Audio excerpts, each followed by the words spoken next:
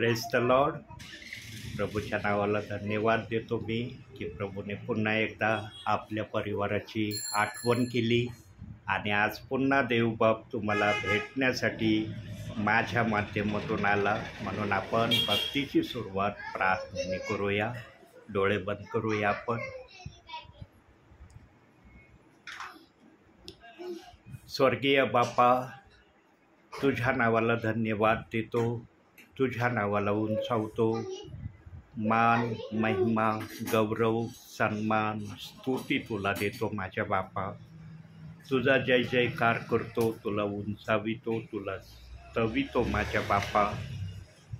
स्वर्गीच्या देवा, आज पुन्हा एकदा पाचरणे परिवाराची तू भेट घेत आहे. आज पुन्हा या परिवारात तू आलेला आहे. मोठ्या आशेने तू आलेला आहे. यांना देण्याच्या उद्देशाने तू आलेला आहे आणि देण्याची प्रक्रियाच तुझ्या मनामध्ये आहे माझ्या बापा. परंतु आता तुझे हे प्रिय लेकरं ज्या प्रक्रियेसाठी तू यांची भेट घेण्याची इच्छा दर्शवली, त्या प्रक्रियेला हे प्रियजन तुझ्या उपस्थितीमध्ये करताना तुला दिसतात की नाही हे तू प्रत्यक्ष पाहणार आहे. आणि माझी इच्छा आहे माझ्या बापा की तू जे काही घेऊन आलेला आहे ते यांना या ठिकाणी देऊन जावं. तू आणलेला आशीर्वाद आपल्याबरोबर तू परत घेऊन जाऊ नये, तर यांना आशीर्वाद देऊन जावा अशी मी तुला इच्छा करतो माझ्या बापा. प्रभू, तुझ्या दासाने जे पण तयारी केलेली आहे वचनाची, तुझ्या उपस्थितीमध्ये केलेली आहे, तुझ्या दासाला बोलण्यासाठी सहाय्य कर, मदत कर, विचार पुरव, वचन पुरव आणि तुझ्या नावाचं गौरव होऊ दे. या जागेमध्ये तू आला माझ्या बापा. सगळं काही तू आपल्या नियंत्रणामध्ये घेतलं म्हणून मी तुला धन्यवाद देतो. पुन्हा एकदा तुझ्या नावाला गौरव देत, सन्मान देत ही लहानशी प्रार्थना तारणारा प्रभू येशू ख्रिस्त याच्या प्रिय आणि गोड नावानं मागतो म्हणून तो ऐक माझ्या बापा. आमेन.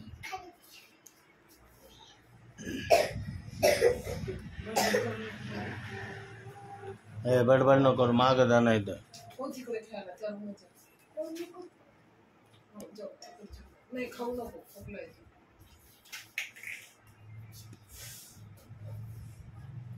प्रियांनो, बायबलमध्ये देव बाप्पाने आपले सर्व विचार ठेवले आहे. आपल्या सगळ्या मनातल्या गोष्टी त्याने वचनामध्ये ठेवलेल्या आहेत आणि त्या कशा प्रकारे सांगायच्या, कशा प्रकारे प्रगट करायच्या हे पवित्र आत्म्याशिवाय कोणालाही करणं शक्य नाही. मनुष्य आपल्या बुद्धीने काहीही करण्यास समर्थ नाही. तो कधीच वचनाची परिभाषा आपल्या बुद्धीने पूर्ण करू शकणार नाही. त्याने जर आपल्या बुद्धीने पवित्र आत्म्याची परिभाषा जर पूर्ण केली तर मग आत्मा कोणती भाषा बोलेल, आत्मा कोणता विचार सांगेल. म्हणून मनुष्याच्या बुद्धीला देव बाप्पाने नियंत्रणाच्या हद्दीमध्ये ठेवलेला आहे. आणि जो कोणी त्या नियंत्रणाच्या हद्दीच्या पुढे जातो ना, मग तर मग करायला सुरुवात होतो. ज्या हद्दीपर्यंत तो चलतो ना तोपर्यंत त्याला बोलता येतं. पण त्याने जर का देवाची जी हद्द आहे मनुष्याला बुद्धी देण्याप्रत त्या हद्दीच्या पुढं पाऊल टाकायला सुरुवात केली तर मग केल्याशिवाय तो राहू शकत नाही. गडबडल्याशिवाय राहू शकत नाही. वचन एक, त्याचे विचार एक झाल्याशिवाय राहू शकत नाही. कारण आत्मा ज्या ठिकाणी त्याला स्टॉप करण्याची प्रक्रिया सुरू करतो ना तेव्हा त्याला काही बोलता येत. आत्मा एक हद्दीपर्यंत प्रत्येकाला बोलण्याची इच्छा देण्याची संधी देतो, पण त्या इच्छेच्या पुढे गेला ना मग आत्मा आपलं कार्य सुरू करतो. आणि जेव्हा आत्मकार्य सुरू करतो ना तेव्हा सेवक गडबडल्यासारखा होतो, घाबरल्यासारखा होतो. असे काहीतरी उच्चारण करताना त्याला उच्चारणही व्यवस्थित करता येत नाही आणि त्याच्या हावभावावरून ऐकणाऱ्यांना ताबडतोब कळतं, अरे हे गडबडलेत, हे गडबडलेत, हे विश्वासणाऱ्याला ताबडतोब कळतं. पण विश्वासणारे देवाच्या उपस्थितीमध्ये कोणाची भावना दुखवीत नाही. ते निमूटपणे ऐकण्याची प्रक्रिया करतात. प्रियांनो, आज असं वचन देव बाप्पाने मला दिलं आणि जसं ते वचन मी वाचलं ना इतकं काय पवित्र आत्मा मला त्या वचनातून बोलायला लागला. मला पवित्र आत्मा एवढं बोलू नको, तू जर इथं सगळंच बोलला संदेशामध्ये, जर तू बोलला नाही तर मग काय फायदा आहे माझ्या एकांती मननामध्ये जे तू दाखवतोस बोलतोस ते मला संदेशामध्ये जर बोलता आलं तर फायद्याच आहे. एकांतामध्ये तुम्हाला भरपूर काय दाखवतोस त्या वचनातून, पण जेव्हा तुझा आत्मा माझ्या बरोबर बोलायला सुरुवात करील तेव्हा जर आत्म्याने ती भाषा बोलला नाही जी भाषा तू मला आज सांगत आहे, काय उपयोग आहे का? म्हणून पवित्र आत्म्याचं ना जास्त बोलणं मननामध्ये ऐकत नाही. पवित्र आत्म्याला लगेच म्हणतो, मला तू रस्ता दाखवला ना, मला कळला हा रस्ता कसा आहे, काय या रस्त्याने काय केलं पाहिजे, फक्त तुझ्या आत्म्याने मला मदत केली पाहिजे. मी एवढीच आशा करतो की तुझा आत्मा मला मदतगार व्हावा.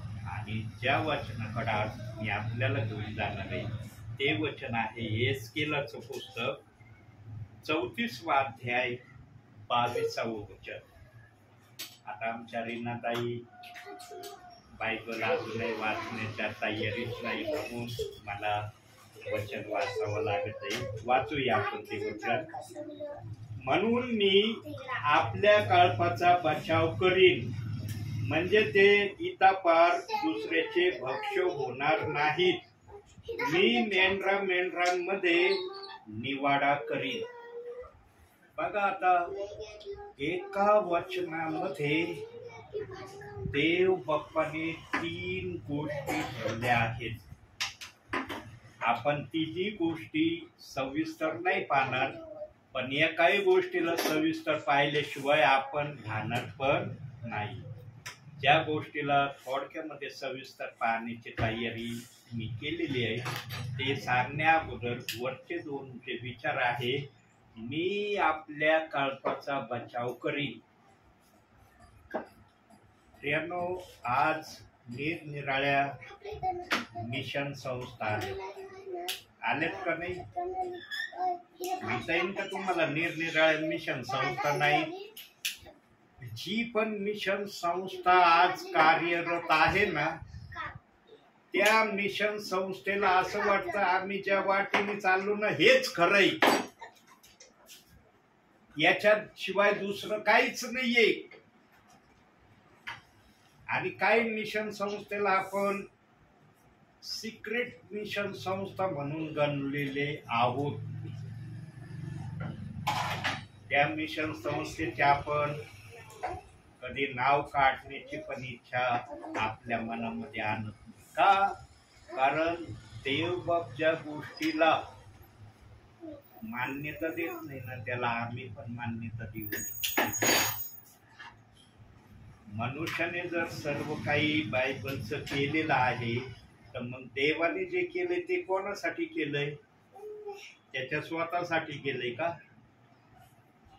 देवाच्या मनामध्ये पण एक कळप आहे. देवाने या बायबलची जडणघडण करताना एक कळप आपल्या मनामध्ये ठरवलेला आहे. म्हणून शब्द आलाय, मी आपल्या कळपाचा बचाव करीन. त्याने जर आपल्या मनामध्ये काळपाविषयी योजना आखली नसती तर तो बोललंच नसतं वचनातून की मी आपल्या काळपाचा बचाव करीन. पण तो कळप कोणता हे तुम्हाला माहिती नाही. तुम्ही त्या काळपाविषयी अनजान आहात आणि तो कळप देवाचा आत्मा या पृथ्वीवर आज प्रत्येक सेवकाच्या मुखातून, सेविकाच्या मुखातून, ब्रदरांच्या मुखातून बोलत आहे.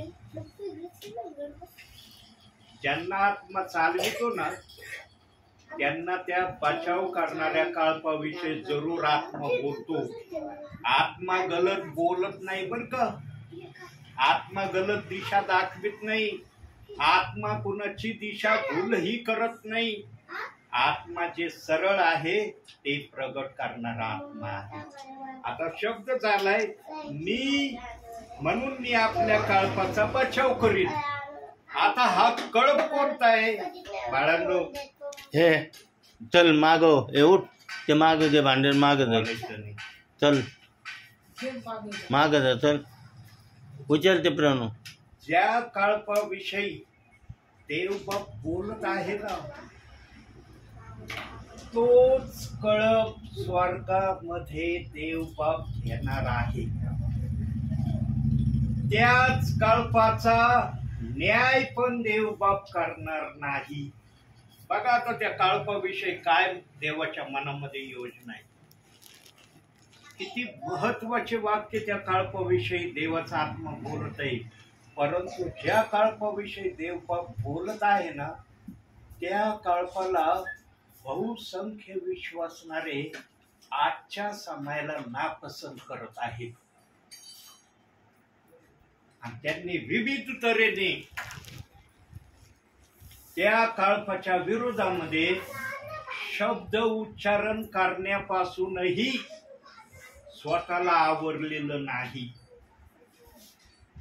यानो अख्ख्या बायबलमध्ये देवाच्या आत्म्याने प्रेषितांची कृत्ये 2 अध्याय 38व्या वचनाची कळपाची योजना तयार केलेली आहे. म्हणून ते वचन बायबलमध्ये आहे.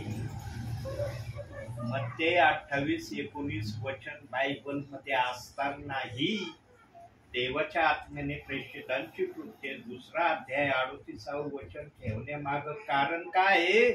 देव बाप्पाने प्रेषितांची कृत्य 2 अध्याय 38व्या वचनाच्या कळपाला स्व इच्छेने मान्यता दिलेली आहे. आम्ही नेहमी देवाच्या मान्यतेकडे लक्ष दिलं पाहिजे. आम्ही बायबलमध्ये देवाने कशा प्रकारे वचन ठेवलेत त्याचा आणि न्याय आम्ही कधी करू नये. अहो तुम्ही 2 वचनाचा न्याय करणारे न्यायाधीश झाले का?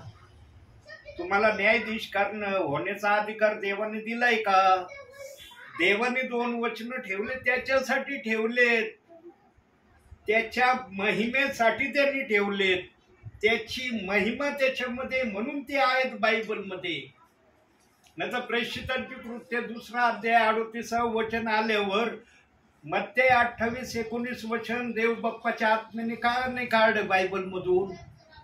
कारण तो बोललेला आहे की ज्यांनी ज्यांनी मत्ते 28-19चा बाप्तिस्मा घेतला त्या समयामध्ये बर का, या समयाची नाही बात करू राहिला देवबाप. या समयाची नाही, त्या समयाची बात करत आहे ज्या समयामध्ये येशू ख्रिस्त लोकांबरोबर चालायचा, बोलायचा, सर्व काही करायचं. त्या समयातल्या लोकांसाठी तो बोलला होता, युगाच्या समाप्तीपर्यंत सदोदित मी तुमच्या बरोबर आहे. त्यांना त्यांनी वायदा केलेला होता. त्या लोकांना केला होता, आम्हाला नव्हता केला. आम्हाला जर वायदा केला असतं तर प्रेषित 2:38 वचन त्यांनी आणलंच नसतं. समजलं पाहिजे प्रियांनो की ते वचन बायबलमध्ये देवाच्या आत्म्याने का ठेवलं. काही विश्वासणारे काही सेवक इथपर्यंत बोलायला घाबरले नाही. अहो बायबलमध्ये ना प्रेषितांची कृत्य 2 अध्याय 38वं वचन नसताना गडबडीच झाली नसती कुठल्या प्रकारची. सगळेजण मत्ते 28-19 वचनाप्रमाणे चालणारे दिसले असते. मग देवाने ते वचन चुकीचं म्हणून ठेवलं का? कधीही देवाच्या वचनाचा न्याय करू नका. देवाच्या आत्मेने ते वचन ठेवलेलं आहे. तुम्ही बुद्धीच्या सामर्थ्याने आत्म्याच्या वचनाचा न्याय करण्याची हिंमत ठेवता. तुम्हाला जरासं भय वाटत नाही की आत्म्याचं वचन आम्ही बुद्धीच्या सामर्थ्याने कसं या वचनाविरुद्ध काही पण विश्वासणाऱ्यांना सांगावं? ज्या सेवकाच्या हृदयात भय राहत नाही ना, तो सेवक जाऊन इतरांना सांगतो ते वचन ऐकू नका, ते वचन पाळू नका, त्या वचनाप्रमाणे चालण्याची प्रक्रिया करू नका. मग त्या वचनाला न करण्याची जर प्रक्रिया देवाचा सेवक विश्वासणाऱ्याला सांगतो, तर देव बाप्पाने ते वचन कशासाठी ठेवलंय बायबलमध्ये? म्हणून पुरावा दिलाय. म्हणून मी माझ्या कळपाचा बचाव करीन. जो कुणी या वचनात येईल त्याचा बचाव होणार आहे, त्याचा न्याय होणार नाही, तो स्वर्गात जाणार आहे. देव कोणाला घाबरत नाही. देव सरळ भाषा बोलतो. ऐकायचं तर ऐक, नसलं ऐकायचं वर आल्यावर मग न्याय ठरलाय तुझा. तेव्हा विचारून तुला मी, पृथ्वीवर माझे सेवक बोलत होते, सांगत होते, तेव्हा का नाही ऐकलं? वरती गेल्यावर ना अनेकांची फार फसगड होणार आहे. अनेक जण इतके पेचात पडणार आहेत ना, आणि मग त्यांना पृथ्वीवरचं चित्र दिसन. अरे पृथ्वीवर XYZ सेवक सांगत होते, आम्ही ऐकलं असतं तर किती आमचा आजच्या समयाला फायदा झाला असता. वेळ निघून गेल्यानंतर अनुताप करण्यामध्ये काही अर्थ राहत नाही. वेळ निघून जाण्याच्या अगोदरच त्या वेळेप्रमाणे स्वतःला तयार करण्यामध्येच विश्वासणाऱ्याची धन्यता आहे. आणि ही धन्यता प्राप्त व्हावी म्हणून देवाच्या सेवकाला प्रभूचा आत्मा म्हणतो, जा बाळा त्या गावात, त्या घरात. म्हणून हा सेवक येतोय. आता हा सेवक काही वेळ घालवायला येऊ नाही राहिला. चला मी सेवक आहे, मला काय कुठे हिंडण्याचे, कोणत्या घरी जायचं देव बाप्पाने अथॉरिटी दिली, याचा मी कधीच गलत वापर करत नाही. देव बाप्पा तू जायला तयार आहे ना, मी पण तयार आहे जायला. तू नाही ना जायला तयार, मी कशाला जाऊ? माझ्या जाण्याने काय होणार आहे तिथं? कोणती प्रक्रिया माझ्या बुद्धीच्या सामर्थ्याने तिथं मी करू शकतो? देवाचा आत्मा जे करू शकतो ना, ते देवाचा सेवक करू शकत नाही. आत्म्याने मान्यता दिली ना, मग चिन्ह चमत्कार होतील, चांगल्या तऱ्हेचा संदेश येईल, निरनिराळ्या लोकांच्या जीवनामध्ये साक्षी तयार होतील, निरनिराळे आलेले प्रियजन आशीर्वादाने भरले जातील. कुणी नुसतं वचनाच्या सामर्थ्याने आशीर्वादित होतात, कुणी बरं होण्याच्या माध्यमातून आशीर्वादित होतात. निरनिराळे प्रकार आहेत आशीर्वादित होण्याचे. पण आत्मा जर आला नाही तर काहीच होणं शक्य नाही. आत्म्याची उपस्थिती महत्वाची आहे. आणि आत्म्याची उपस्थिती जिथं आहे ना, तिथं देवाचा आत्मा बोलल्याशिवाय राहत नाही. किती जण आहेत घरामध्ये आज? कळतंय ना तुम्हाला किती जण आहेत आम्ही या घरामध्ये? कळतंय ना तुम्हाला? कोणाला जरी कळत नसलं, तुम्हाला तर कळतंय ना चांगल्या प्रकारे. आणि मला पण कळतंय की या घरामध्ये किती जणांची उपस्थिती आहे. देवाच्या आत्म्याने केला का विचार? किती जण आहेत त्या घरामध्ये? केला का विचार? हजारो लाखोच्या भिडीमध्ये जो आत्मा उतरतो ना, तोच आत्मा या ठिकाणी उतरलाय थोड्या प्रियजनांमध्ये. म्हणून तो आत्मा ना एकाही आत्म्याचा नाश होऊ नये या प्रक्रियेवर अवलंबून आहे. मत्तेय 18:14 वचनाप्रमाणे एकाही आत्म्याचा नाश होऊ नये ही तुमच्या स्वर्गातील पित्याची इच्छा नाही. या इच्छेवर देवाचा आत्मा आजही कार्य करतो. बोलणारा एक, ऐकणारा एक. किती झाले? दोन झाले ना. आणि दोनापेक्षा अधिक असले तर देव बाप्पाला नाराज होतो का? पण देव बाप एक जणाला वचन सांगण्याची आज ही इच्छा ठेवतो, हे देव बाप्पाला प्रामुख्याने सांगायचंय. आणि तो देवाचा आत्मा बोलत आहे, म्हणून मी माझ्या कळपाचा बचाव करीन.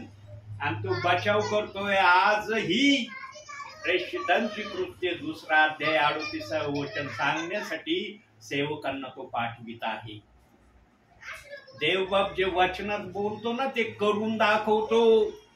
तो निस्ता बोलत नाही, प्रक्रियेने करून दाखवतो. आलाय ना माझा दास हे वचन सांगायला, माझा दास बोलतोय ना माझ्या वचनाप्रमाणे. आहे का काही गलत? जे वचनात दिलंय त्याच प्रकारे सेवक तुमच्या समोर ठेवतोय ना. हे सर्व बोलण्याची प्रक्रिया पवित्र आत्मा माझ्या मुखात ठेवतो, म्हणून मला बोलता येतंय. त्याने प्रक्रिया नाही ठेवली तर मी तर मग करणार आहे. मग कोणत्या कळपाचा बचाव करील? कोणतं कळप? आत्मा जर बोलला नाही ना, तर बोलणाऱ्याला पहिला प्रश्न पडन की कोणतं कळप आणि कुठेही तो कळप, त्या कळपाचं काय होणार आहे, हे प्रश्न बोलणाऱ्याला सतवतील. म्हणून आत्मा सर्व काही सविस्तररित्या सांगतो की जो कळप माझ्या मनामध्ये मी बनवलाय, त्या कळपामध्ये हे विश्वासणारे घ्यायचं मी ठरवलंय. म्हणून मी तुला तिथं पाठवतो. तुला वेळ घालवायला नाही पाठवित तिथं. आपली नाव त्या कळपामध्ये आहेत. आता त्या कळपामध्ये सम्मिलित व्हायचं अथवा नाही व्हायचं हे तुमच्यावर आहे. इथं देवबाप जबरदस्तीने करणार. माझी इच्छा ये या कळपामध्ये, पण तू नाही, आम्हाला दुरूनच हा कळप फार सुंदर आणि छान वाटतो, आम्हाला याच्यात यायची इच्छा होत नाही. देव जबरदस्ती करणार नाही. ठीक आहे, तुझी इच्छा आहे ना तशी, वर आल्यावर या इच्छेचं उत्तर मी देईन. आता तुझी इच्छा पूर्ण कर तू, वर आल्यावर मी माझी इच्छा पूर्ण करेल. आणि जेव्हा माझी इच्छा मी पूर्ण करेल त्यावेळेला तुला काय वाटण ना, त्यावेळेला समजून घ्यायचं की पृथ्वीवर ऐकलं नाही त्याचं हे तुला प्रतिफळ मिळत आहे. ऐकण्यामध्ये धन्यता आहे, ऐकण्यामध्ये आशीर्वाद आहे, ऐकण्यामध्ये देवाला खुश करण्याची प्रक्रिया आहे. करायचं का नाहीये तुम्हाला? करायचं का नाही? हो. का म्हणायचं नाही आम्हाला ऐकायला फार छान वाटतोय ब्रदर, पण करायचं म्हणलं ना मग आमची बुद्धी 10 वेळेस विचारात पडते. करू का नको, करू का नको, वागू का नको, हे आम्हाला आमची बुद्धी सांगायला लागते. कधीही देवाच्या वचनाला, देवाच्या शब्दाला किंतु परंतु करू नका. देव सरळ सांगतो ना, सरळ घ्या हृदयामध्ये. देव बाप्पा मी हृदयात घेतलंय, कसं चालायचं तुझ्या आत्म्याने मला शिकव. आत्मा सांगेल ना कसं चालायचं, पण आत्मा आहे का जवळ हे प्रथम तपासावं लागल. जर असला तो आत्मा तर सांगल, तो आत्मा नसला तर मग बुद्धी म्हणा कशाला. या प्रेषित 2:38 वाचनाचे किती विश्वासणारे आहेत, किती सेवक आहेत, किती यांचे चर्च आहेत. मत्ते 28:19 किती चर्च आहेत, किती पाळक आहेत, किती विश्वासणारे आहेत. मग हे मोठे का हे मोठे ठरव. मग बुद्धी म्हणून अरे मत्ते 28:19 फार आहेत, मग हेच बरोबर आहे. प्रेषित 2:38 वाचनावाले गलत आहे. हे चाललंय ना आज.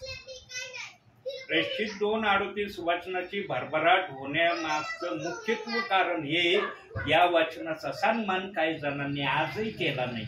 म्हणून या वचनाचे विश्वासणारे, या वचनाचे सेवक लिमिटेड आज पण आहे. पण देवाचा आत्मा या लिमिटेड सेवकांना आजही सेवेला पाठवित आहे. जा, तू तुझं काम कर. तुझा आशीर्वाद तुला तुझ्या समयात मी दिल्याशिवाय राहणार नाही. पृथ्वीवर झळ खा, झळ. वरती गेल्यावर तुला फळ देईन. आम्ही झळ खाणारे सेवक आहोत. झळ आम्हाला फक्त एवढं देवाने आदेश दिलाय, झळ खावा लागेल. म्हणून वचनात देवबाप बोलला, जगामध्ये तुम्हाला क्लेश होतील. देवबाप वचनातून आम्हाला सावधान करून चुकलाय आणि आम्ही सावधान पण झालो. आम्हाला झळच खायची, आम्ही झळ खाऊ. 12 प्रेषितांनी किती झळा खाल्ल्या प्रियांनो. त्यांनी माघार घेतली का? 9 प्रेषितांनी आपले प्राण दिले प्रभूसाठी. फार मोठं कारण असतं. पवित्र आत्मा जेव्हा आपल्या मनातून सांगायला लागतो ना, त्याला जेवढं आवश्यक आहे तेवढं तो सांगितल्याशिवाय राहत नाही. आता पहिला शब्द आपण पाहिला, मी आपल्या कळपाचा बचाव करीन. आता दुसरा शब्द त्याच वचनातून, म्हणजे ते इतापार दुसऱ्याचे भक्ष्य होणार नाही. आता दुसऱ्याचे भक्ष्य होणार नाही म्हणजे भक्ष्य करणारा कोण आहे? आता भक्ष्य करणारा माहित असला पाहिजे तर तो भक्ष्य आम्हाला करणारा आहे हे समजून. भक्ष्य करणारच माहिती नसला मग म्हणून अरे माझं भक्ष्य करणारा कोण आहे? आमचा भक्ष्य करणारा फक्त एक आहे, ज्याला देवाने नाकारलेला आहे. आणि जो नाकारलेला आहे तो सैतान आहे. इतका खोटसळ, इतका वाईट, इतक्या गलत योजना त्याच्या मनामध्ये आहेत ना. ज्या सैतानाच्या मनामध्ये योजना आहेत ना, त्या योजना आमच्या बुद्धीमध्ये कधीच देवबाप येऊ देत नाही. आमच्या बुद्धीत येतात वाईट योजना, आमच्या बुद्धीत वाईट योजना येत नाही असं नाही, पण आमच्या बुद्धीमध्ये त्या योजना देवबाप्पाचा आत्मा येऊ देत नाही ज्या योजना सैतानाच्या डोक्यामध्ये आहेत. सैतानाच्या डोक्याप्रमाणे जर आमच्या बुद्धीचे विचार झाले ना, मग सैतानाचा आमच्यात काय अंतर राहील का? राहील का काय अंतर? म्हणून आमच्या बुद्धीला देव बाप्पाने वाईट विचार करण्याची एक हद्द ठेवलेली आहे, पण सैतानाच्या बुद्धीला वाईट करण्याची हद्दच नाहीये, बेहद्द आहे तो. म्हणून देवाने त्याला नाकारले. आम्हाला का देव नाकारित नाही? कारण आम्ही देवाच्या कंट्रोल मध्ये चालतो. जरी आम्ही वाईट करणारे आहोत प्रभूच्या विरुद्ध, पण तेवढं आम्ही वाईट करत नाही जेवढं सैतानाने वाईट केलंय, हे लक्षात घ्या. म्हणून इथं शब्द देवबाप बोलतो, म्हणजे ते इतपार दुसऱ्याचे भक्ष्य होणार नाही. देवाचा आत्मा आम्हाला कधीही सैतानाच्या हातामध्ये पाडण्याच्या पक्षामध्ये नाही. पण एखाद्याला जर वाटलं ना, नाही मला वाईटच वाईट आणि वाईट आणि वाईट आणि वाईट आणि वाईटच करायचंय, मग देवबाप त्याला सोडित पण नाही. एखाद्याची बुद्धी म्हणली ना मला वाईट आणि वाईट आणि वाईट आणि वाईट वाईटच करत राहायचंय, मग देव म्हणतो याला आता नीट केल्याशिवाय पर्याय नाही. मग देवाजवळ पर्याय, देवाजवळ एक पर्याय नाही प्रियांनो, असे पर्याय आहेत ना. मनुष्याला तो असं ना तीळ पापडा सारखं तडपवितो. आग्नीचा हात घालू देत नाही देवबाप व्यक्तीला, पण आग्नी सारखी चटके त्याला बसवितो. आणि जेव्हा त्याला ते चटके बसतात ना, त्याला सहन होत नाही, बेचैन होऊन जातो तो. मग अरे बापरे, काय माझ्या समोर आलंय, याच्यातून मला कोण सोडवीन? देवाचे चटके देण्याचे ना अग्नीचे ओळवण्याचे प्रकार लय निरनिराळे प्रियांनो. जो हद्दीच्या बाहेर देवाच्या गोष्टी करण्याच्या प्रक्रिया करतो त्याच्याच माग देव मग म्हणतो आता याला सुधरवलं पाहिजे. हा सुधारला नाही ना, तर कोणत्याही आत्म्याचा नाश होऊ नये ही जी माझी इच्छा आहे ना, ही इच्छा माझी भंग होईल. देव कधीही आपल्या विश्वासणाऱ्याला सैतानाच्या हातामध्ये नाशासाठी जाऊ देत नाही. आणि एखादा जाण्याच्या प्रक्रियेवर दिसला ना, तर देवबाप त्याला आडवितो. मग त्याला चांगल्या तऱ्हेचे चटके देतो, तडपवितो, तीळ पापडासारखा लाल पिवळा करतो. आणि मग तो डोक्यात विचार आणतो, अरे माझ्यावर ही परिस्थिती आली कशामुळं? अरे मी असं लय वाईट करत राहिलो, नको त्या गोष्टी देवाच्या विरुद्ध करत राहिलो, म्हणून माझे हे हाल झालेत. मग तो माघार घ्यायला सुरुवात करतो. आता नाही करणार ते, आता नाही करणार, आता चांगलं ते करेन. आम्ही साक्ष ऐकतो प्रियांनो, काही विश्वासणाऱ्याच्या, काही सेवकांच्या.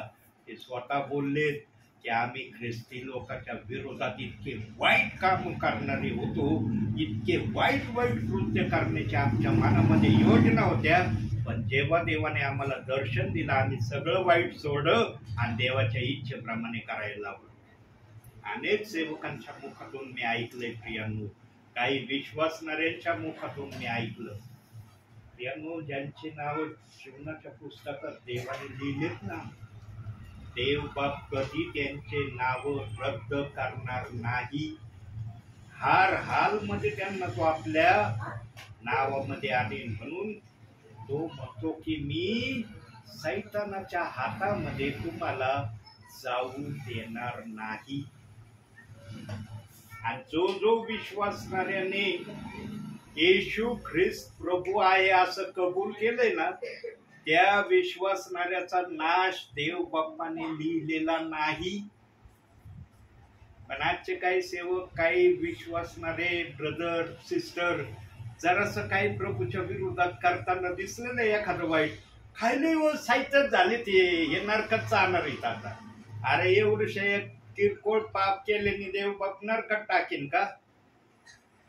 देवाने इतकं स्वस्तरित्या आपल्या राज्यात आपल्या लोकांना घेतलंय का की एवढंच पाप केलं की लगे नरकाचा रस्ता दाखवून त्याला जाणार का? असा देव नाही आमचा. आमचा देव इतका कनवळू आहे, त्याचे कनवळूपणाचा अंतच नाही. आणि इतका दया करणारा आहे तर त्या दयाचं मोजमाप पण आम्ही करू शकत नाही. जो देव अशा प्रक्रियेने आपल्या विश्वासणाऱ्याला आपल्या नावात घेतो, त्या देवाच्या मनामध्ये पण कधी कल्पना येत नसेल की मी याला नरकात टाकेन. आजचे सेवक सिस्टर ब्रदर राज रोजपणे एखादा विश्वासणारा एखादा सेवक जरी थोडासा वाईट मार्ग दिसला, त्या सेवकाला बोलायला घाबरत आहे. काय नाही, नरकात चाललेच होते, जाऊ दे, ते नरकासाठी चाललेले. आमचा देव एवढा सस्ताईने कोणालाही नरकात येत नाही. तो नरकापासून प्रत्येकाला वाचवितो. जो त्याच्याकडे आलाय ना त्याला तो घालवून देणार नाही, असं इब्री 13:5 मध्ये त्यांनी सांगितलंय. कधीच घालवून देणार नाही. तो कायम स्वरूपी आपल्या जवळ ठेवण्याचा त्यांनी वादा केलेला आहे. जो देव अशा प्रकारे वादा करतो तो देव आपल्या विश्वासणाऱ्याचा नाश करीन का? पवित्र आत्मा ज्याच्या जवळ आहे ना, पवित्र आत्मा कधी गलत बोलणार नाही, गलत शिक्षण देणार नाही. पवित्र आत्मा तेच बोलत जे विश्वासणाऱ्याला आशीर्वादच आहे. म्हणून बोलताना सेवकाकड, ब्रदरांकड, सिस्टरांकड लक्ष द्या की ते काय बोलत आहेत, वचनातून कसं बोलत आहेत. आत्मा कधी चुकीचं मार्गदर्शन करत नाही. आत्मा कोणाची दिशा भूल करत नाही. आत्मा कोणाला आशीर्वादाविना पण ठेवत नाही. तो आशीर्वाद देण्यासाठी सेवकाच्या मुखातून, ब्रदराच्या मुखातून, सिस्टरांच्या मुखातून बोलतो. फक्त ऐकणाऱ्यांनी ओळखलं पाहिजे की जे आम्ही ऐकत आहोत ते कसं ऐकत आहोत. आणि ऐकणाऱ्या जवळ पवित्र आत्मा असलं तर त्याला कळन की ही भाषा काय. त्याच्याजवळ पवित्र आत्मा नसलं ना त्याला काहीच कळणार नाही. अरे सांगते घ्या ऐकून. आत्मा असणं गरजेचं आहे. सेवकाजवळ पण आत्मा पाहिजे, ऐकणाऱ्या जवळ पण आत्मा पाहिजे, तर आशीर्वाद तुमचे. हे तो इतकं सोपं नाही देवाचं वचन. इतका सोप्या रीतीने येशू ख्रिस्तने म्हणला, काही वारी मी तुम्हाकडे पाठवेल सत्याचा आत्मा आणि तो मज विषय तुम्हाला सांगेल. फार गहन अर्थ येशू ख्रिस्ताचा. स्वर्ग रोहन होण्या अगोदर 12 शिष्यांना सांगण्यामाग. आणि आजच्या काही पालकांना, विश्वासणाऱ्यांना कळतच नाही. ते डायरेक्ट मग ते 28-19 वाचनाशी त्या वाचनाची तुलना करतात. काही वर येणार आहे ना, मग तो काही वरी मग ते 28-19 वाचनाला लागू आहे. प्रेषित 2:38 वाचनाला कोणता आत्मा लागू आहे? कोणता आत्मा लागू आहे? एकाला धरायचं आणि एकाला सोडायचं सोडून द्या प्रियांनो. सगळं धरून चाला तर तुमचं स्वर्गात जाणं होणार आहे. एकाला धरलं आणि एकाला सोडलं ना, देव बाप तसाच वर न्याय करणार आहे. एकाला धरलं एकाला सोडलं, का केलं? मी मान्यता दिली होती का एकाला धरण एकाला सोड? तू का असा वागला? मग तिथं उत्तर राहणार नाही. तिथं अनुताप राहील, प्रभू मी चुकलो, मला क्षमा कर. देव म्हणजे ना आता फायदा नाही, मी नाही क्षमा करणार. पृथ्वीवर क्षमा केली असती पण इथं नाही क्षमा करू शकत, कारण तू न्यायाच्या प्रक्रियेसमोर माझ्या समोर उभा आहे. म्हणून न्यायात जाण्याच्या अगोदर 10 वेळेस विचार करा, मला न्यायात जायचंय किंवा नाही जायचं. म्हणून वचनात सांगितलंय काही जणांचा मी न्याय करणार नाही. त्यामध्ये तुम्ही या प्रियांनो, अशी देवाची इच्छा आहे, माझी नाही. देवाची इच्छा आहे की तुम्ही न्यायाच्या प्रक्रियेमध्ये येऊ नये. आणि या प्रक्रियेला साध्य करण्यासाठी देव मला आपल्याकडे पाठवित आहे. आता तिसऱ्या विचाराकडे जाऊ, त्याच वाचनाच्या. मी मेंढरांमध्ये निवाडा करीन.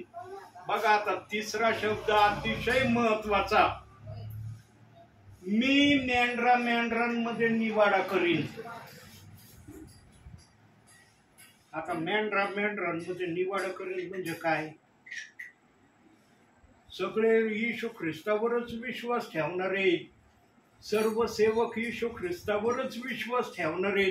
मग मेंढरांमध्ये निवाडा करण्याची देवबाप भाषा कशा अनुषंगाने बोलतोय? 2 बाप्तिस्मेचे वचन आहेत ना, आहेत ना 2.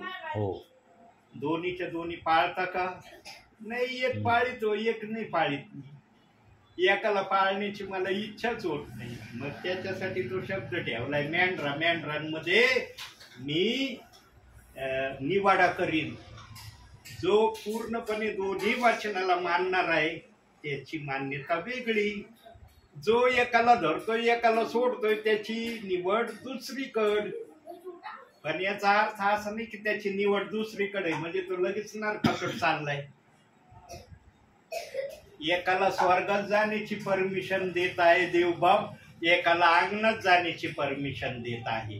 पण जर अंगणात जाण्याची इच्छा त्याची नसली, वेळीच तो सावधान झाला वचनाप्रमाणे, अरे 2 बाप्तिस्मेचे वचन आहे मी दोन्ही मानीन, तो लगेच इकडं स्वर्गाच्या वाटेकडे येईल.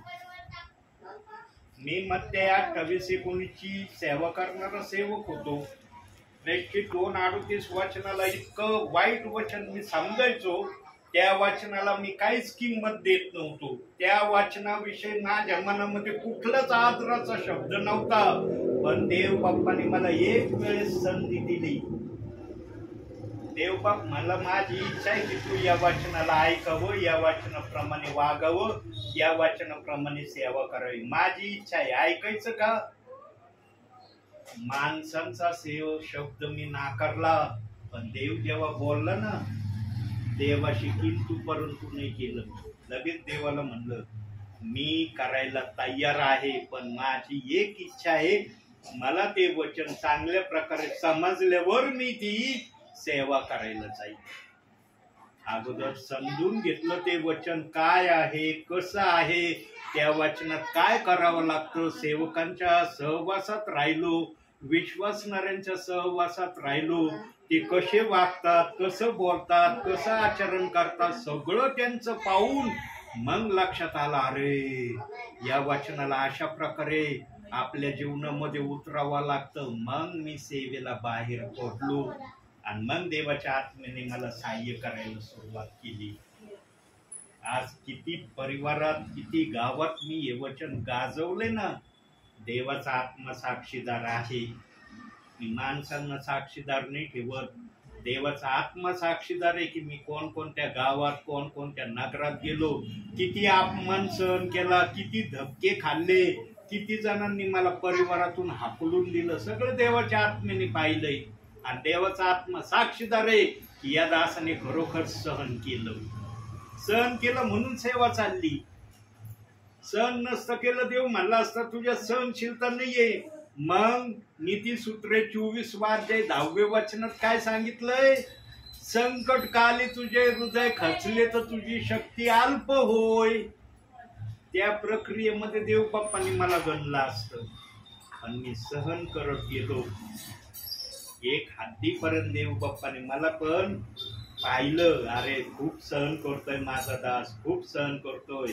आणि मग जेव्हा देव बाप्पांनी ठरवलं आता माझ्या दासाकडून सेवा मी करून घेणार, मग निरनिराळे विश्वासणारे निरनिराळे गावं देव बाप्पांनी मला सेवेसाठी दिले. माझा देव फार चांगला देव आहे प्रियांनो. तो कोणावरही अन्याय करत नाही. पण आम्ही कधी कधी भावनाविषयी जर एखाद्या पेचात संकटात किंवा कोणत्या समस्येत अटकलो ना, आम्ही डायरेक्ट देवाकडे बोट करतो, देवाने मला या प्रक्रियेमध्ये आणलं. कधी देवाला असं म्हणू नका. आम्ही भावनाविषयी बोलतो, देव बाप ओळखतो, कारण याला राग आलाय म्हणून बोलतोय. राग नाही आला तर हा कधीच म्हणणार नाही असं. राग आला ना प्रियांनो, आम्हाला बहुसंख्य विश्वासणारे बहुसंख्य सेवक देवावरच राग उतरवण्याचा प्रयत्न करतात. आणि हीच प्रक्रिया योबाने देखील केली. बघा आता योबाने काय प्रक्रिया केली, जरा वचनातून बघूया. योग काय बोलला देवाला आणि कसा बोलला. एकच शब्द योग बोलला देवाला, पण त्या एका शब्दाला त्यांनी अनेक माध्यमातून प्रकट केलं. कोणता शब्द बोलला माहिती का? तू मला छळीतोस. काय शब्द बोलला योग? तू मला छळीतोस. सैतानाला नाही बोलला बरं का, तो प्रभूला बोलला, प्रभूला. आणि कशा प्रकारे बोलला, जरा वचनातून आपण काही वचन वाचूया आता आपण, की योग कशा प्रकारे बोलला. योबाचा 10वा अध्याय 2 पासून 6 पर्यंत सुरुवातीला वचन बघू आपण. 1 पासून बघितलं तर जास्त चांगलं समजेल आपल्याला. बघा, वाचतो आपल्यासाठी. माझ्या आत्म्याला जीविताचा कंटाळा आला आहे. मी आपले गाराने एकसारखे चालू ठेवीन. माझ्या जीवाला क्लेश होत आहे, म्हणून मी बोलेन. आता काय बोलेन? आता ऐका. मी देवाला म्हणेन, मला दोषी लेखू नको. तू माझशी विरोध का करीतोस हे मला सांग. तू मला छळीतोस. आपल्या हातच्या घडलेल्या वस्तूस तुच्छ लेखून दुष्टाच्या मसलतीला प्रसन्न होतोस. हे तुला उचित वाटते काय? तुला चर्मचक्षु आहेत का? तुझी दृष्टी मर्त्य मानवासारखी आहे काय? तुझे दिवस मर्त्य मानवासारखे, तुझी वर्षे मनुष्यासारखी आहेत. म्हणून तू माझा अधर्म शोधितोस, माझे पाप हुडकितोस काय? बघा, 6 वचनापर्यंत इतके दोष, इतके प्रश्न योबाने देवाला विचारले, पण तो एवढेच विचारून थांबला नाही. आपण 9 पर्यंत बघूया, कारण या अध्यायामध्ये 22 वचन दिले. 22 तऱ्हेचे त्याने विचार देवासमोर ठेवले असतील. पण आपण 9 पर्यंत बघूया. 7वं वचन वाचतो. तुला तर ठाऊक आहेच की मी दुष्ट नाही, माझ्या हातून सोडविणारा कोणी नाही. तुझ्या हातांनी मला घडिले आहे, त्यांनी सर्वतोपरी मला बनविले आहे. तरी तू माझा नाश करीत आहेस. तू मला मातीच्या घड्याप्रमाणे घडिले आहे हे मनात आण, तर पुन्हा मला मातीस मिळू पाहतोस काय? योग देवाला म्हटला, मला मरण देण्याची इच्छा आहे का तुला? म्हणून 9 पर्यंतच मी घेतले. त्याच्या खाली पण बरंच काय आहे, तुम्ही नंतर वाचा की योबाने आणखी पुढं काय काय देवाला बोलला. म्हणून मी नेहमी संदेशात सांगतो ना, योबाने जरी दुःख सहन केलं, पण योबाने परमेश्वराशी वाद घातला. त्याने देवाला प्रश्न केले. हे प्रश्न त्याने सैतानाला केले नाही. त्याला माहीतच नव्हतं की सैतान माझी परीक्षा घेतोय. त्याला वाटत होतं देवच माझी परीक्षा घेतोय, म्हणून तू बोलला इथं. त्याला जर माहीत पडलं असतं ना सैतान माझी परीक्षा घेतोय, कदापि देवाला बोलला नसता. असं जे संभाषण झालं होतं ना सैतानामध्ये परमेश्वरामध्ये, हे संभाषण योबाला माहिती नव्हतं. योबाला जर हे संभाषण माहिती झालं असतं ना की सैतान माझी परीक्षा घेत आहे, तर कदापिही योबाने परमेश्वराला असे प्रश्न विचारले नसते. पण योबाला हे माहिती नव्हतं. योबाला वाटत होतं परमेश्वरच माझी परीक्षा घेतोय किंवा मला अशा दुरावस्थेमध्ये परमेश्वरानेच आणलं, म्हणून तो निरनिराळ्या प्रश्नांनी देवाला विचारतोय. तूच मला घडिलं, तूच मला बनवलं, आणि काय माझी अवस्था तूच केली.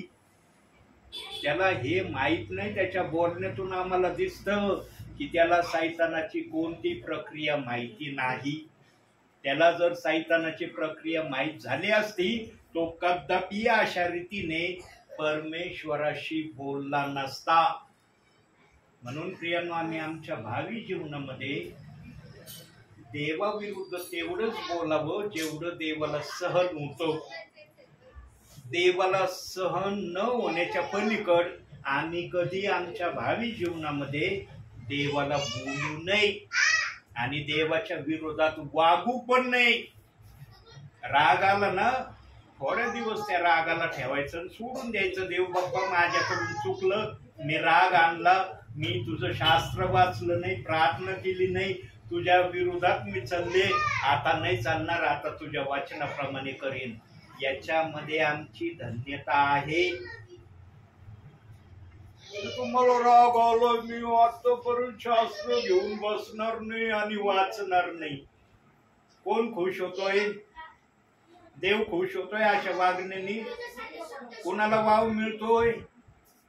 हे लक्षात ठेवलं पाहिजे. आम्ही कधीही सैतानाला वाव मिळेल अशी प्रक्रिया आपल्या जीवनामध्ये करू नका. ज्याने देव खुश होईल, देव प्रसन्न होईल, अशी प्रक्रिया करण्याची तयारी नेहमी ठेवा.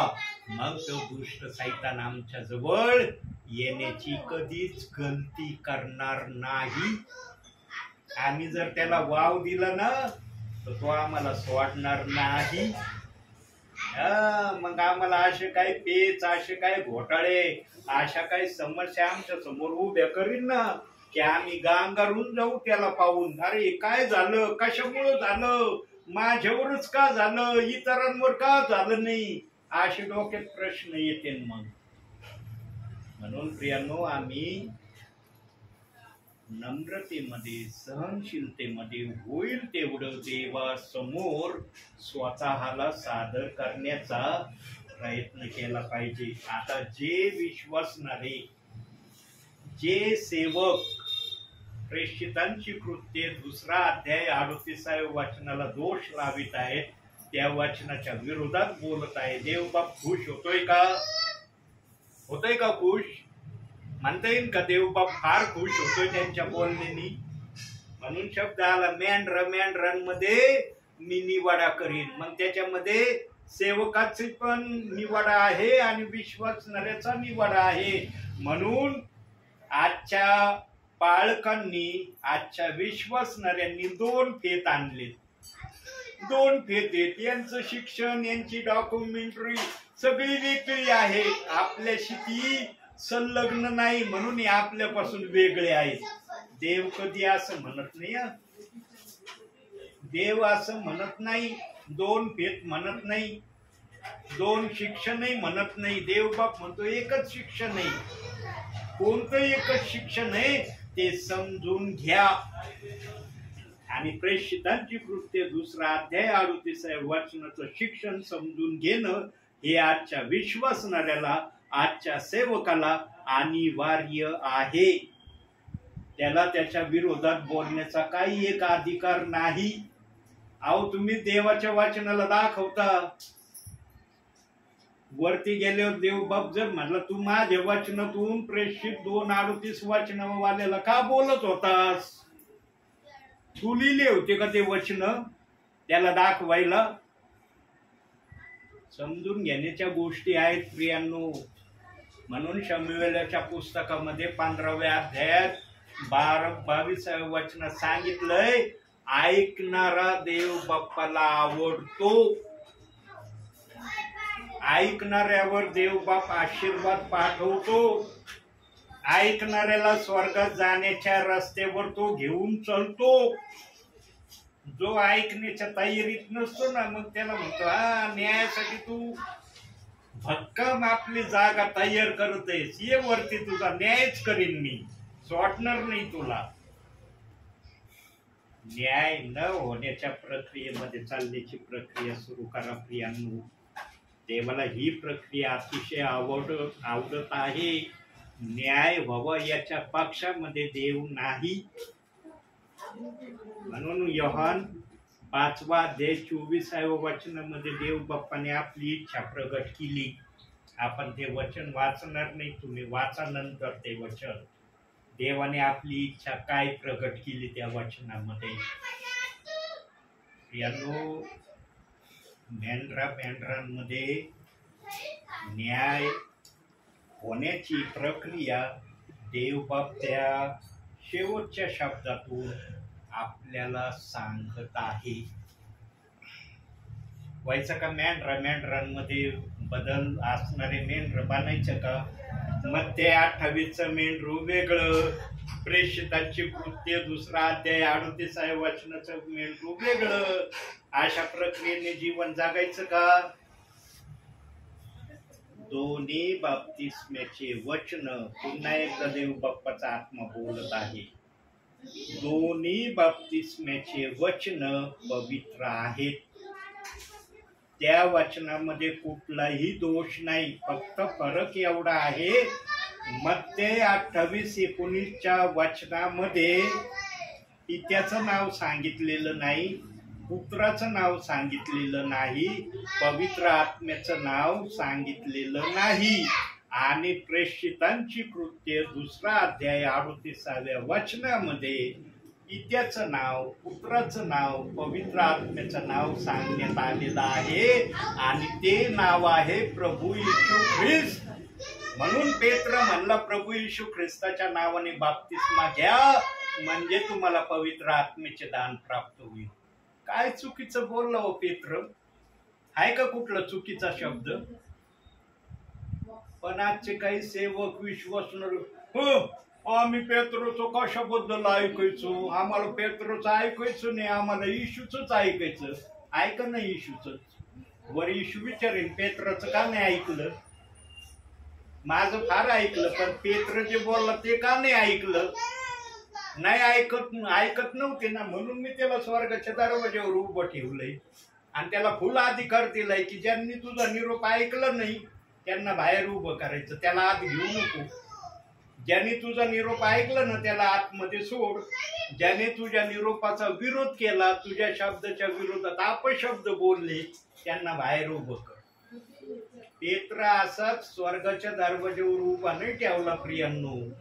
पवित्र आत्मा जेव्हा जेव्हा बोलन ना पेत्राविषयी, तेव्हा तेव्हा तो नवीन विचार सांगन की पेत्राला तिथं उभं ठेवण्याचं कारण काय आहे. पेत्राला कधी नाकारू नका. हे डोक्यातला भ्रम काढून टाका. पेत्राने 3 वेळेस येशू ख्रिस्ताला नाकारलं. नाकारल्यानंतर त्यांनी पश्चाताप केला प्रियांनो, अंधारात जाऊन रडला. म्हणून देव बाप्पाने त्याला स्वर्गाच्या राज्याची किल्ली दिली. धर ही किल्ली, या किल्लीवर तुझा अधिकार रे. मी अधोलोकाची किल्ली माझ्याजवळ ठेवतो. येशू ख्रिस्ताजवळ अधोलोकाची किल्ली आहे. म्हणून वचन दिलेत. प्रगटीकरण 1 अध्याय 18व्या वचनामध्ये येशू ख्रिस्ताजवळ अधोलोकाची किल्ली आहे. मत्ते 16वा अध्याय 19व्या वचनामध्ये पेत्राजवळ स्वर्गाच्या राज्याची किल्ली दिलेली आहे. प्रियांनो, वचनामध्ये सगळे पुरावे आहेत, फक्त वचन वाचणं गरजेचं आहे. अशीच किल्ली नाही दिली पेत्राला प्रभू येशू ख्रिस्ताने. त्यांनी पण लय झाडा खाल्ल्या, लय सहन केलं, व अर्धी बॉडी एकीकड आणि अर्धी बॉडी एकीकड अशा प्रकारे पेत्राची चिरफाड करण्यात आली. तरी त्याने माघार घेतली नाही. हसत हसत प्रभू करता त्याने आपले प्राण दिले. अशी स्वर्गाची किल्ली नाही भेटली त्याला. आजचे विश्वासणारे सेवक सहजरित्या पेत्राला, नाही ना आम्ही पेत्रचं ऐकणार नाही. पेत्रचं ऐकल्यावर मग येशूचं कोण ऐकन? त्यांना फार येशूची काळजी लागली, पण पेत्राच्या बोलण्याची काळजीच नाही की का बोलतोय तो, त्याच्या बोलण्याचं कारण काय समजूच नाही राहिले. प्रियांनो, इथं समजून घ्या पेत्र का बोलला त्या वचनामध्ये असं, आणि ते काढावं म्हणून सेवकांना प्रभू आपल्यापर्यंत पाठवितोय. सेवक अशीच नाही येत तुमच्याकडे. तुम्ही फार वेळेस बाप्तिस्मा घेण्याची इच्छा प्रकट केली, पण त्या बाप्तिस्मेच्या पट्टीमध्ये तुम्ही अजूनही उतरत नाही. हा बाप्तिस्मा असा नाही कसला व्यक्ती असला त्याला लगेच पाण्यामध्ये द्यायचा बाप्तिस्मा. पूर्णपणे शुद्ध आणि पवित्र असल्याशिवाय बाप्तिस्मा होऊ शकत नाही.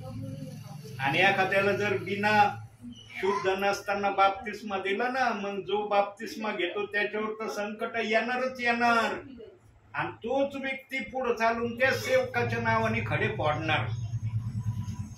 मला फार पाळ्यावर नेलं, बाप्तिस्मा दिला, फार घरी येत होते, वचन सांगत होते, या संकटात येण्यासाठी सांगत होते का आम्हाला वचन. म्हणून तुमचे बाप्तिस्मे करत नाही प्रियांनो मी. मला पुढचं चित्र दिसतंय. तुमचे जर बाप्तिस्मे केले, काही महिन्यानंतर जर महासंकट उतरले ना, माझ्या नावाने खडे फोड्याशिवाय राहणार नाही तुम्ही. आणि मग दुसरे तुम्ही म्हणते आम्ही सांगत होतो ना, त्या इलिएझर पगारेला नका येऊ देऊ घरी, नका त्याचा संदेश ऐकू. तुम्ही ऐकलं नाही. ऐकल्यानंतर पहिले दिवस कसे आले तुमच्यावर, याच्यासाठी आम्ही सांगत होतो की ते इलिएझर पगारेचं नका ऐकू. म्हणून देवाने मला सक्त ताकीद दिली, मी मान्यता दिल्याशिवाय बाप्तिस्मा कोणाचा करायचा नाही. म्हणून तुम्हाला म्हणतोय वाट बघा, पूर्णपणे शुद्ध व्हा. देवबाप तुमचा बाप्तिस्मा करायला वेळ पण लावणार नाही, पण पूर्णपणे देवाच्या नजरेत शुद्ध झालेले प्रथम देव बाप्पाला दिसू द्या. त्याला दिसल्यावर तो मला सांगन आता हे पूर्ण तयार झाले, त्यांचा बाप्तिस्मा कर. त्यावेळेला बाप्तिस्मा करायला मी पण वेळ लावणार नाही.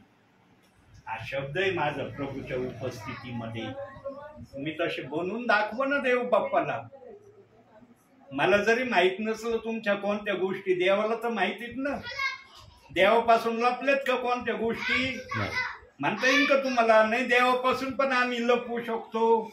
एवढा योना होता, त्याला लपता नाही आलं.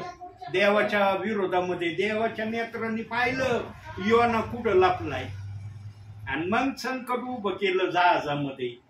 आणि मग योनाची झाडं झडती त्या खाल्याशांनी घेतली, तुझ्यामुळं आम्हाला नाही मारायचं, जा पाण्यामध्ये तू, आम्हाला वाचायचंय. तू पाप केलंस ना, पापाची शिक्षा तूच भोग, आम्ही तुझ्या बरोबर शिक्षा भोगायला तयार नाही. आम्ही तुला उचलून पाण्यात टाकायची तयारी ठेवतो. आणि पाण्यात टाकल्यावर त्यांनी पण खाल्याशांनी देवाला म्हटले, याचं पाप आमच्याकडे मोजू नको, याच्यामुळं आम्ही मारणार होतो, म्हणून आम्ही याला उचलून पाण्यात टाकलं. त्यांनी पण कबुली दिली देव बाप्पाला, याचं पाप आमच्याकडे मोजू नको, याच्या पाप बरोबर आम्हाला मारायचं नव्हतं, म्हणून आम्ही याला उचलून पाण्यात टाकलं. प्रियांनो, देवाचं वचन फार खतरनाक वचन आहे, हृदयाला फोडणार आहे, हृदयाचे तुकडे तुकडे करणार आहे. हातोडा आहे ना, ते यिर्मयाच्या पुस्तकात लिहिले ना 9:23 मध्ये, देवाचं वचन हातोडा आहे, ते भुगा भुगा चुरा चुरा करून टाकते. दिलंय ना तिथं शब्द. प्रियांनो, देवाचं वचन साधारण वचन समजू नका. काही सेवकांनी, काही विश्वासणाऱ्यांनी वचनाला ना फार साधारण मध्ये घेतलंय. आणि प्रेषितांची कृत्य 2 अध्याय 38व्या वचनाला तो कोणत्या साधारण रीतीमध्ये घेतलंय त्यांनाच माहित असेल, मला नाही सांगता येणार. गोल्डन वचन आहे प्रेषितांची कृत्य 2 अध्याय 38 वचन. त्या वचनामध्ये चालणारा ना प्रीतीमध्ये चलतो, त्याच्या हृदयात खरी प्रीती देवाचा आत्मा टाकतो. डुप्लिकेट प्रीतीने तो चलत नाही कधी. तोंडावर हाजी माग दगलबाजी असं वागतच नाही. प्रेषित 2:38 वचनावाला सरळच वागतो. होय तर होय म्हणेन, नाही तर नाही म्हणन. आणि या वचनाला मानणाऱ्याची प्रीती पण थंडावत नाही बर का. कारण ज्याच्यामध्ये आत्मा आहे ना, तो आत्मा कधी प्रीतीला थंड होऊ देत नाही. पण ज्याच्यामध्ये आत्मा नसेल ना, मग त्याची प्रीती थंड पण झाल्याशिवाय राहू शकत नाही. पवित्र आत्मा मिळण्याची खात्री पेत्राने त्या वचनात दिली. प्रेषितांची कृत्य 2 अध्याय 38 वचनात पेत्र खोटं नाही बोलला प्रियांनो, खरं बोललेलं आहे. आम्ही आत्मसात करणं ही आमची जबाबदारी आहे. आम्ही मान्य करणं हेच देवाला मान्य आहे. पण आज त्याच वचनाच्या विरोधात काय काय ऐकलं असेल तुम्ही. थोडं बहुत तो तुमच्या कानावर आलं असेल की ते वचन कसं आहे काय. बरोबर आहे ना. देव खरं बोलतोय ना का चुकीचं बोलतोय. नाही, खरं बोल. पूर्ण जरी तुम्हाला नसलं माहिती, पण थोडं तर तुम्हाला माहित झालं असेल ना की हे वचन व्यवस्थित नाही, हे वचन बरोबर नाही. एवढं तर तुम्हाला माहित असेल ना. बाकीचं काय माहित नसलं तरी चालेल. काढून टाका डोक्यातून सगळं काही. ते वचन पवित्र आहे. ते वचन स्वर्गात जाण्याचा एकमेव रस्ता आहे. त्याच वचनाने आमचा न्याय होऊ शकत नाही. आजच मान्य करा देवाच्या उपस्थितीमध्ये. तुमच्या डोक्यातले विचार बाजूला करा. देवाच्या आत्म्याच्या विचाराप्रमाणे स्वतःला समरूप करा आणि देवाकडे शरण या. आपल्या पापाचा पश्चाताप करा. कुठले व्यसन असू द्या, देवाचा आत्मा काढून टाकीन तुमच्यामधून. तुम्ही म्हणता ना आम्ही काढू, तुमच्याच्याने निघणारच नाही. तुमच्याच्याने जर निघणार असते तर मग देवाचा काय उपयोग आहे का. पश्चाताप करा, क्षमा मागा आपल्या पापाची. बघा देवाचा आत्मा तुमच्यामध्ये कोणत्या व्यसन असू द्या लगेच काढीन बाहेर. जेव्हा मी 94 साली एप्रिल महिन्यात एक भल्या विश्वासू दासाने मला म्हणला, ब्रदर तुमच्या तोंडात काय.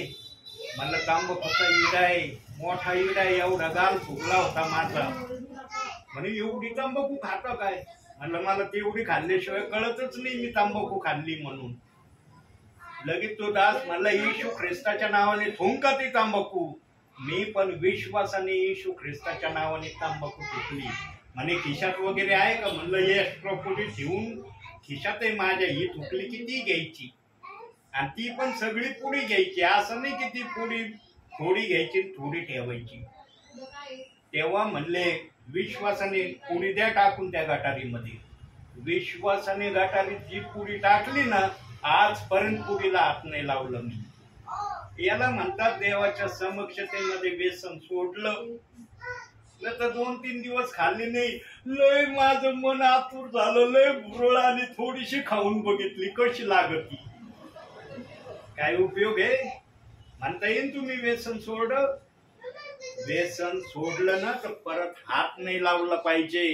तेव्हा म्हणता येतो देवाच्या उपस्थितीमध्ये मी व्यसन सोडून दिलं आहे.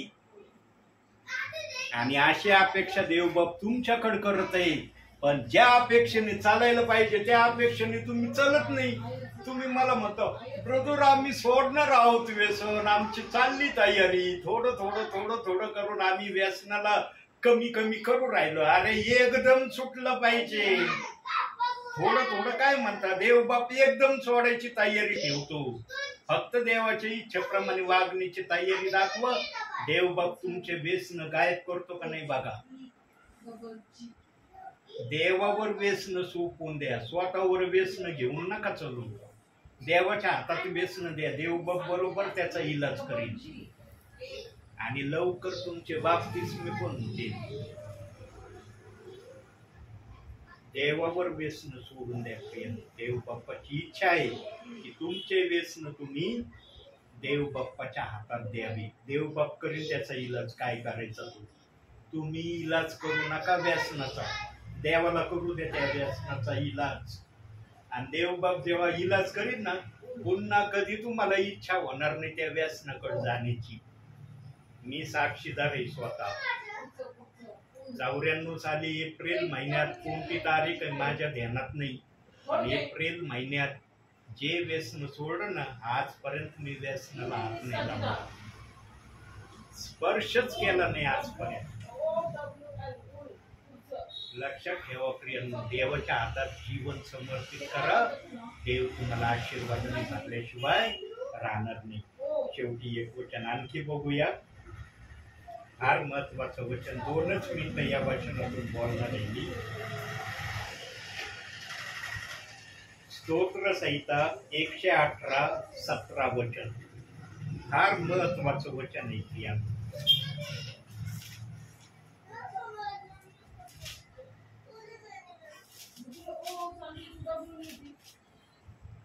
स्तोत्र संहिता 118:17 वचन.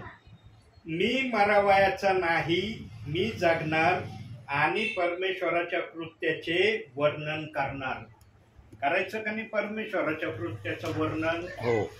देवाची स्तुती करायची का नाही? हो. देव बाप्पाला स्तुतीचा यज्ञ अर्पण करायचा का नाही? हो. हे जर करायचं असलं तर देव सांगतो त्याप्रमाणे करणं गरजेचं आहे. तेव्हा देव म्हणतो तू मरणार नाही, तुला मी जगवीन आणि तुझ्या मुखातून मी आपली स्तुती आराधना करून. मान्य नाही तुम्हाला हे देवाचा शब्द? मान्य. प्रियांनो, या सगळ्या गोष्टीचा आडखळण आहे ना, जे आता वचनातून देव बोलला. तुमचं कदाचित व्यसन असू शकतं, तरी देव बाप्पाला आभार माना देवाचे की अशाही स्थितीमध्ये देव बाप तुमच्या मुखातून, आपल्या वचनातून, प्रार्थनेतून तुमच्याशी बोलत आहे. किती महान आहे देव. देव बाप करतो का विचार? हे व्यसनावाले, त्यांना कमून वचन वाचायला लावू, कशाला यांना प्रार्थना करायला लावू, कशाला यांना वचन ऐकण्यासाठी बसू? करतो का देव बाप विचार? म्हणून आमचा देव बाप दयाळू आहे, कनवळू आहे, मंद क्रोध आहे. आमचा देव जे पण नाव धारण करतो ना, त्याचा पुरावा त्याची इच्छा असली ना, तो शब्दाने विचाराने प्रगट करतो की माझ्यामध्ये जे शब्द मी बायबलमध्ये ठेवलेत तसे माझ्यामध्ये गुण आहेत म्हणून ते ठेवले. आणि त्याच्यासारखा आम्हाला तो बनवण्याची इच्छा ठेवतो.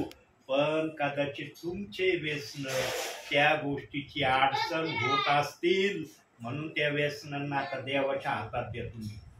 तुम्ही नका त्या व्यसनाचा इलाज करू, देवाला इलाज करण्यासाठी संधी द्या. आणि देव बाप्पाला जर संधी दिली ना, देव बाप चुटकीमध्ये तुमचे व्यसन घालवून टाकेन आणि जी तुमच्या मनाची इच्छा आहे ती पूर्ण होईल. नकोय का तुमची इच्छा पूर्ण होणं? किती वर्षापासून मनात इच्छा ठेवलेली आहे? ठेवली ना? म्हणले का आम्ही ती इच्छा काढून टाकली मनातून? देव बाप जरूर इच्छा पूर्ण करेल.